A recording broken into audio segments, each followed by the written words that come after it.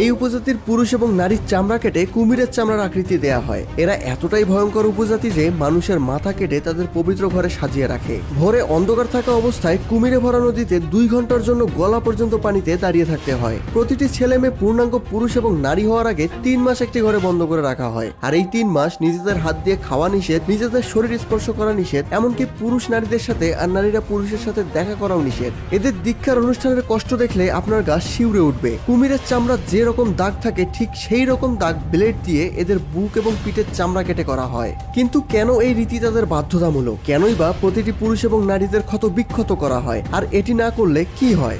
এমন আরো অনেক কিছু জানতে চলেছেন এই উপজাতির সম্পর্কে। আজকে আমরা জানবো গঙ্গার উপজাতি সম্পর্কে। এই উপজাতিরা শেপিক নদীর ধারে বাস করে বলে তাদের নাম অনেকটা শেপিক নদীর সাথে জুড়ে যায়।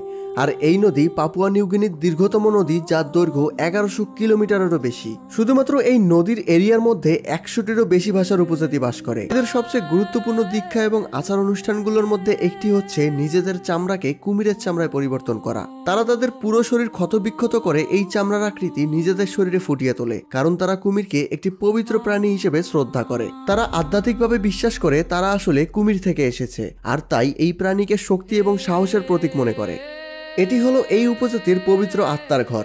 তাদের ভাষায় এই ঘরটিকে হাউস তাম্বারান বলে। আর এই ঘরের ভেতরে কয়েকজন যুবক আছে, যার মধ্যে 3 জন কয়েকদিনের মধ্যেই দীক্ষা নিতে চলেছে। এই যুবকদের পুরো শরীর কেটে ফেলা হবে এবং তাদের মাসের পর মাস এই পবিত্র ঘরে থাকতে হবে।